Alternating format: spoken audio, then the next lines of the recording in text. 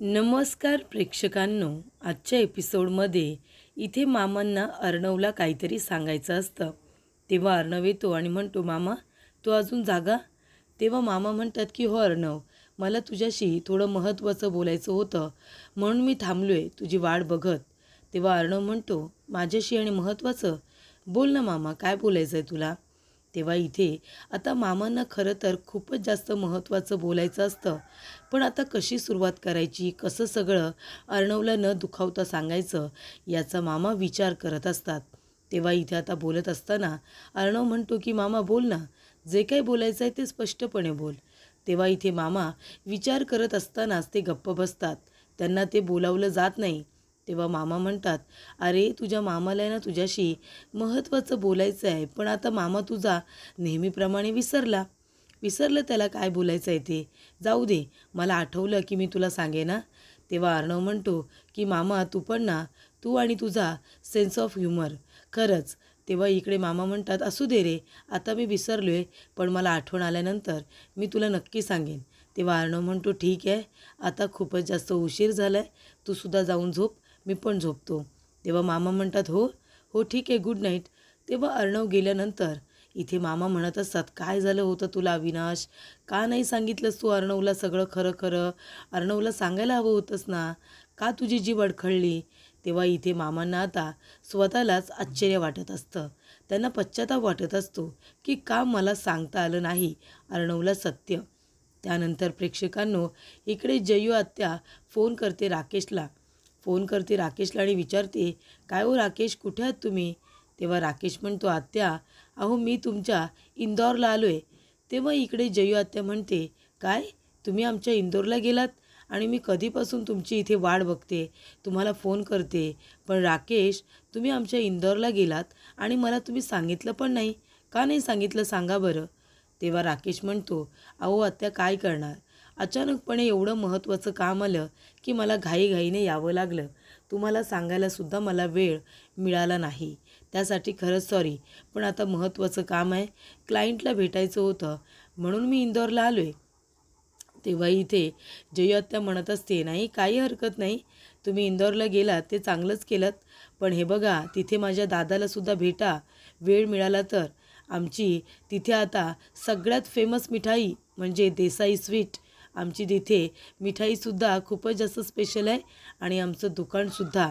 तेव्हा तुम्ही वेळात वेळ काढून माझ्या दादालासुद्धा जाऊन भेटा.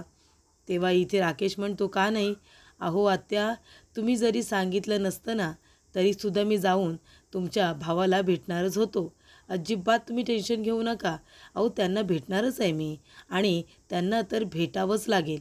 तेव्हा जयू आत्या म्हणते, म्हणजे? तेव्हा अहो किती सज्जन माणूस आहेत, मी ऐकलं नाही का? आणि मी त्यांची मदतसुद्धा केली आहे. आम्ही भेटलो एकदा, त्या निमित्ताने त्यांनासुद्धा भेटणं होईल. दुकानामध्ये जाऊन त्यांना डिस्टर्ब तर करणार नाही मी, पण घरी जाऊन निवांतपणे त्यांच्याशी गप्पा मारायला मला नक्कीच आवडतील.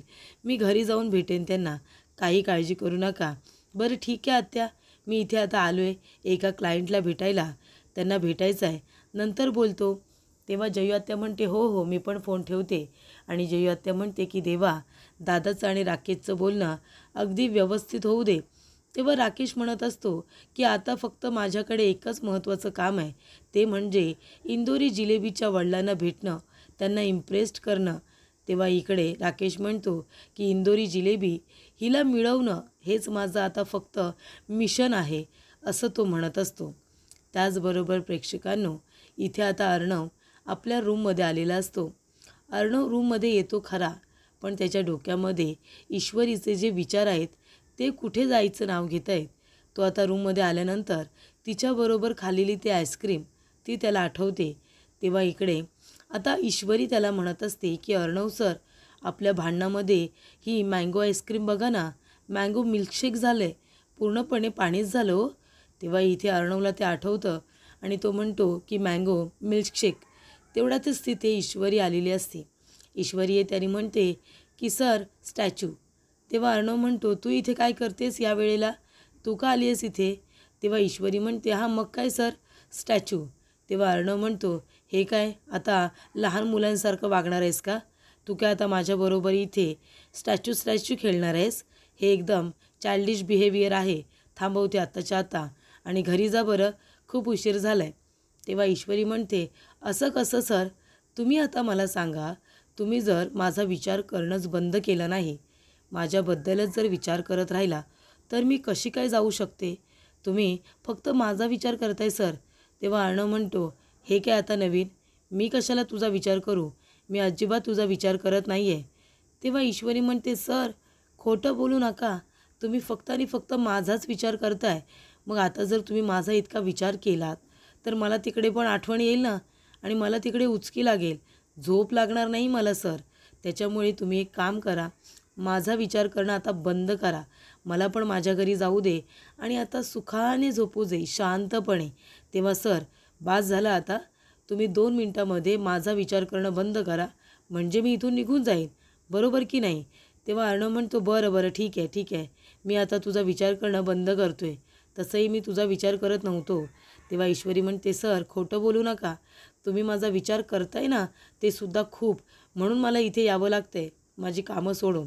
त्याच्यामुळे आता तुम्ही माझा विचार करणं बंद करा. अजिबात डोक्यामध्ये मनामध्ये माझा विचार करू नका, जो की तुम्ही फक्त माझाच करताय, विचारांचा भडीमार केलाय नुसता. तेव्हा ईश्वरी म्हणते, सर आता बास झाला. आता माझ्याबद्दलचा विचार करणं बंद करा. किती तो विचार डोक्यामध्ये करताय? बास झालं बास, आता मला माझ्या घरी जाऊ दे.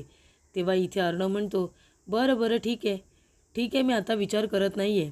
तेव्हा तो तिच्याकडे आता पाठ फिरवतो आणि विचार करायला लागतो आणि म्हणतो की हे काय, मी मी सिंदूरचा इतका विचार करतोय की ती इथे मला दिसायला लागली, सरळ ती इथे निघूनच आली.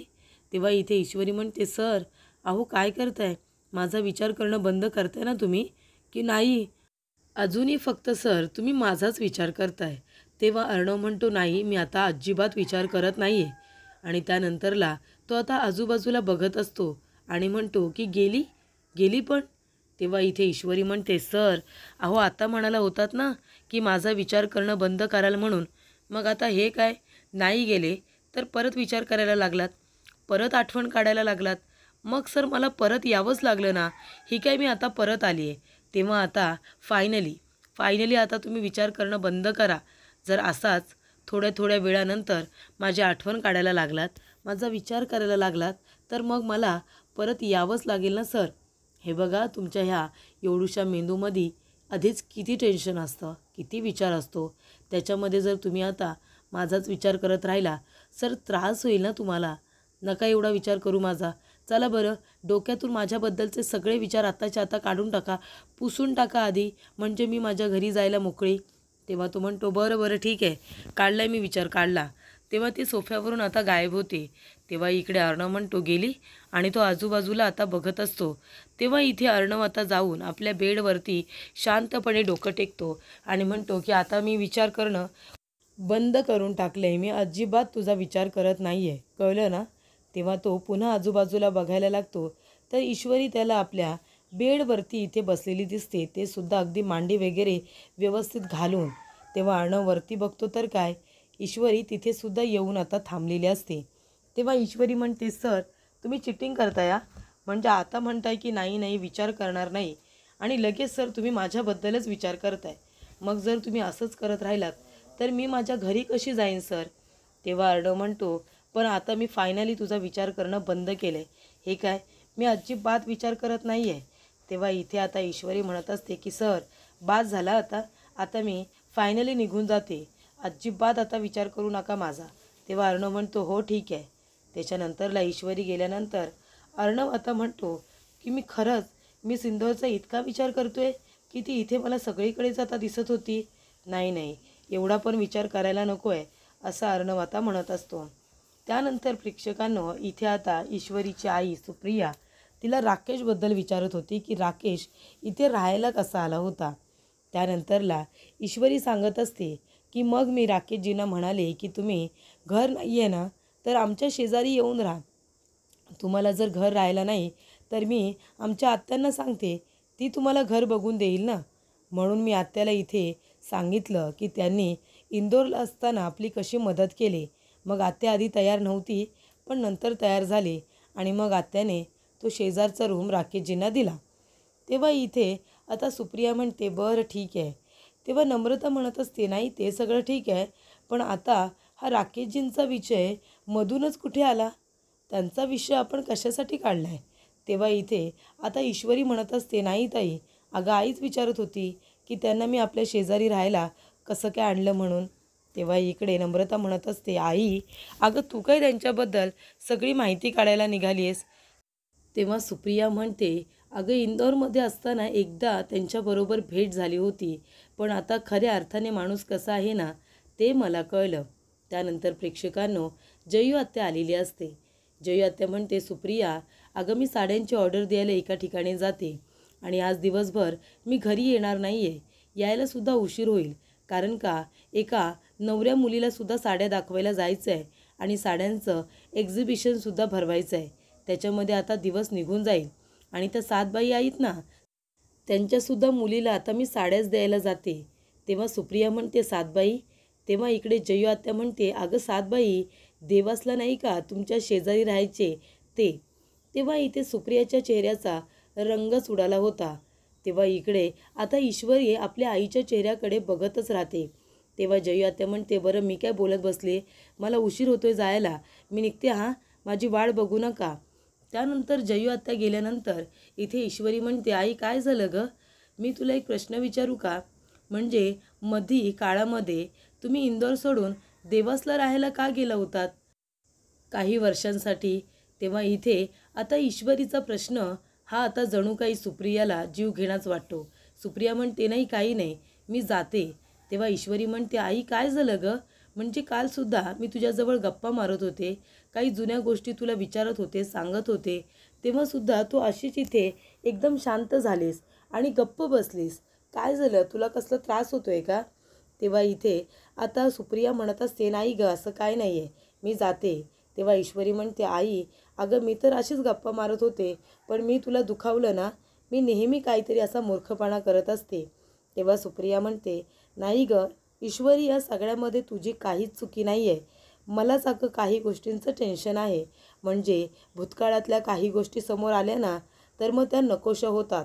त्या आठवणीसुद्धा नकोशा वाटतात आणि तरीसुद्धा भूतकाळातल्या आठवणी आपल्या पाठ सोडत नाहीत ना, तेव्हा मात्र त्या आठवणी आठवल्यानंतर खूपच जास्त वाईट वाटतं आणि त्राससुद्धा होतो आणि आपण त्याबद्दल कोणाला काही सांगूसुद्धा शकत नाही. असं म्हणून सुप्रिया सरळ आता तिथून निघून जाते. पण त्या भूतकाळातल्या आठवणी तुला नकोच वाटत असतात. त्याचबरोबर प्रेक्षकांनो इकडे आता आकाश ब्रेकफास्ट करत असतो. तेव्हा त्याची आई तिथे येते आणि वल्लरी म्हणत असते की आकाश, हे बघ मी एक काम तुला सांगते, घरातील कुठल्याही लोकांनी, मग आजीने असू दे, अर्णवने असू दे किंवा तुझ्या वडिलांनी असू दे, कुणीही तुला ईश्वरीबद्दल जर काही काम करायला सांगितलं तर सगळ्यात आधी मला सांगायचा. तेव्हा आकाश म्हणतो, का? तेव्हा वल्लरी म्हणते, हे बघ प्रश्न विचारू नकोस, मी हे जे काही करते ना ते तुला विचारात ठेवूनच करते, बरोबर की नाही? तुझ्यासाठीच करते, तुझ्या उज्ज्वल भविष्यासाठी करते. त्याच्यामुळे मला आईला प्रश्न विचारायचे नाही, फक्त जेवढं सांगितलं आहे तेवढं करायचं. तेव्हा इकडे आकाश म्हणतो, बरं ठीक आहे. तेवढ्यातच अर्णव येतो. अर्णव आल्यानंतर त्याच्यासाठी वल्लरी कॉफी आणायला जाते. तेव्हा आकाश म्हणत असतो की दादा माझं झालं आहे, मी गाडीमध्ये आहे, तुझी वाट बघतोय, मी तोपर्यंत गाडी काढतो. तेव्हा अर्णव म्हणतो, बरं ठीक आहे, मी कॉफी घेतो आणि लगेच येतो. तेव्हा वल्लरी म्हणत असते की अर्णव हे घे तुझी ब्लॅक कॉफी. तेव्हा अर्णव म्हणतो, थँक्यू मामी. तेव्हा इथे वल्लरी म्हणत असते की अर्णव, तू मला आई मानतोस ना? तेव्हा अर्णव म्हणतो, हो मी तुला आई मानतो. तेव्हा इथे वल्लरी म्हणत असते, मग म्हणूनच तुला मी एक गोष्ट सांगते. हे बघ बाळा, तू आता एवढा मोठा बिझनेसमन झाला आहेस, तेव्हा काही लोक तुझ्याजवळ बोलायला येतील, तुझ्या भूतकाळाबद्दल तुला काही सांगतील, पण तू त्यांचं अजिबात काहीही बोलणं ऐकायचं नाही. कारण तुला किती त्या गोष्टींचा त्रास होतो मला माहिती आहे ना. तू कसा रे भाबडा आहेस. तुझ्या या साध्या भोळ्या स्वभावाचा कोणीतरी गैरफायदा घेईल आणि ते मला अजिबात चालणार नाही या. म्हणून मी तुला म्हणते की त्या भूतकाळामुळे तुला किती त्रास झाला आहे माहिती आहे ना. मग आता जर तुला कोणी आलं आणि भूतकाळाबद्दल काही सांगितलं तर त्यांच्या बोलण्यावरती लगेच विश्वास ठेवू नकोस. तेव्हा इथे अर्णव म्हणतो, नाही मामी, आणि हे बघ मला आता कोणीही फसवू शकत नाही. तेव्हा मी चिंटू होतो, लहान होतो, आता मी लहान राहिलेलो नाही आहे. आणि माझ्या भूतकाळामध्ये ज्या ज्या लोकांमुळे मला त्रास झाला आहे ना, ज्या लोकांनी मला जाणून बुजून त्रास दिला आहे, माझ्या आईवडिलांना त्रास दिला आहे, त्या लोकांना मी कधीच माफ करणार नाही. ते लोक जेव्हा माझ्या समोर येतील ना, तेव्हा असा काही त्यांच्याकडून रिव्हेंज घेईन ना की आयुष्यभर लक्षात ठेवतील. तेव्हा इथे वल्लरीला आठवतं, मामा म्हणत असतात की अर्णव, अरे तुझ्या आईच्या मृत्यूला ही बाई जबाबदार आहे. तुझ्या आईवडिलांच्या भांडणाला ही बाई जबाबदार आहे. तुम्हाला लहानपणी पोरगं केलं या बाईने केलं. हिने स्वतःच्या स्वार्थासाठी तुमचं घर दार उद्ध्वस्त करून टाकलं, असं आता मामा म्हणत असतात. अरे ती सुषमा आणि तुझे वडील या दोघांमध्ये काहीही नातं नव्हतं. अरे दोघेही निर्दोष होते बिचारे. पण तरीसुद्धा ताईच्या मनामध्ये, सात्विका ताईच्या मनामध्ये त्यांच्याबद्दल गैरसमज निर्माण केला. आणि तो अशा पद्धतीचा गैरसमज होता की बिचाऱ्या ताईने स्वतःचं आयुष्यच संपून टाकलं. त्याच्यामुळे ह्या वल्लरीला तू कधीही माफ करू नकोस अर्णव, अजिबात माफ करू नकोस. हिला हिच्या गुन्ह्याची शिक्षा मिळायलाच हवी. तेव्हा आजी म्हणते, हो अर्णव, मिळायलाच हवी. अरे ही कुणी साधीसुधी मुलगी नाही आहे. हिलासुद्धा हिच्या गुन्ह्याची शिक्षा मिळायला हवी आणि या घरामध्ये आता तिला ठेवायचं नाही. तेव्हा इकडे अर्णव म्हणत असतो की जा, आत्ताच्या आत्ता जा, इथून आता चालती हो. अजिबात तू माझ्या नजरेसमोर राहू नकोस. तुझ्यामुळे आज आमचं संपूर्ण घर उद्ध्वस्त झाले, असं अर्णव म्हणतो. आजी तिला हाताला पकडून घरातून हाकलून देते आणि अर्णव तिच्या तोंडावरती दरवाजा बंद करतो. हे सगळं आता वल्लरीला दिसत असतं, कारण ते वल्लरीने उभ्या उभ्या बघितलेलं तिथेच स्वप्न असतं. पण प्रेक्षकांनो, इथे अर्णवने फक्त अशी धमकी दिलेली असते. त्याला माहिती नसतं की हे सगळं ह्या वल्लरीने केलं आहे. वल्लरी म्हणते, अरे बाप रे, म्हणजे अजून अर्णवला माहितीच नाही आहे की हे सगळं मी केलं आहे. त्याला जर कळलं की हे सगळं मी केलं आहे तर माझी काय अवस्था करेल काही सांगता येत नाही. तेव्हा इथे अर्णव म्हणत असतो, बरं ठीक आहे मामी, मी सुद्धा निघतो, मला उशीर होतो आहे. तेव्हा वल्लरीचं लक्ष त्याच्या बोलण्याकडे नसतं. ती म्हणते, हो हो, नक्की नक्की तू बदला घे. तुझ्या मनात जे काही आहे ना तेच तू कर. तेव्हा इथे अर्णवला कळतं की वल्लरीचं त्याच्या बोलण्याकडे लक्ष नाही आहे. तो म्हणतो, ठीक आहे मामी, मी निघतो, असं म्हणून तो आता निघून जातो. तेव्हा इथे प्रेक्षकांनो, आता वल्लरी खूप जास्त टेन्शनमध्ये आलेली असते. वल्लरी म्हणते की अर्णवला त्याच्या भूतकाळात जे काही घडलं आहे ना त्याबद्दल काही कळायला नको. आणि ती सुषमा आली आहे ना, त्या ईश्वरीची आई, तिलासुद्धा मी सांगते, बाई गं, जशी आली आहेस ना तशी परत निघून जा. अर्णवला सत्य सांगण्याचा प्रयत्न करू नकोस. आणि जर तू तसं काही केलंस तर मीच तुला इथून उचलून कशी गायब करते ना ते बघच तू. असं आता इथे ही वल्लरी म्हणत असते आपल्या मनामध्ये. ती इथे सुप्रियाला आता मारण्याबद्दलचा सुद्धा विचार करत असते. त्याचबरोबर आकाश आणि अर्णव दोघेही जण आता आपल्या ऑफिसमध्ये आलेले असतात. तेव्हा इकडे अर्णव लगेचच म्हणतो, स्टॅच्यू. तेव्हा आकाश म्हणतो, काय दादा तू स्टॅच्यू करतोयस मला? तेव्हा अर्णव म्हणतो, नाही रे, तसं काही नाही आहे. आणि अर्णव म्हणतो, आकाश, अरे ते आईचं मशीन आहे ना ते थोडं बिघडलं आहे, त्याच्यामध्ये थ्रेड अडकतो आहे. तेव्हा आकाश म्हणतो, ठीक आहे दादा, मी टेक्निशियनला बोलावतो आणि ती सुरू करून घेतो. तेव्हा आकाश आता टेक्निशियनला बोलावणार. तेव्हा अर्णव म्हणतो, अरे टेक्निशियनला कशाला, तू एक काम कर, त्या आम्ही सिंदूरला बोलव. तेव्हा आकाश म्हणतो, का, तिला का दादा बोलू मी?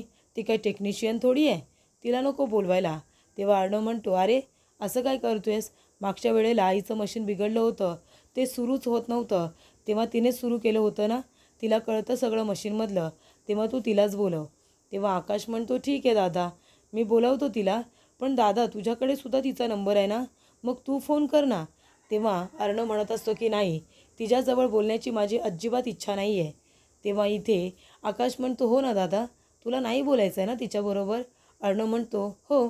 त्यानंतरला आकाश म्हणतो की तुला ती खूप इरिटेट करते ना? अर्णव म्हणतो, खूप जास्त ती मला इरिटेट करते. तेव्हा इकडे आकाश म्हणतो, बरं ठीक आहे, मी फोन करतो तिला. अर्णव म्हणतो, हो कर. तेव्हा इकडे आता आकाशने ईश्वरीला फोन केलेला असतो. ईश्वरी म्हणत असते, हां बोला आकाशजी, का फोन केलात? सहजच फोन केलात ना. तेव्हा आकाश म्हणतो, हो हो ईश्वरी, 1 मिनिट थांब हां, अगं दादाला जरा तुझ्याशी बोलायचं आहे, थांब. तेव्हा अर्णव इकडे खाणाखुणा करतो, मला नाही बोलायचं. आकाश म्हणतो, घे ना, तूच बोल ना. तेव्हा इथे अर्णव आता नको नको करत असताना शेवटीला तो फोन घेतो. तेव्हा इकडे आकाश म्हणतो, मी सिंदूर. तेव्हा ईश्वरी म्हणते, हां बोला ना सर. तेव्हा आकाश इथे आता फोन अर्णवकडे मुद्दामूनच देतो. अर्णव म्हणतो की मी सिंदूर, तू जरा ऑफिसमध्ये ये आत्ताच्या आत्ता, माझं काम आहे.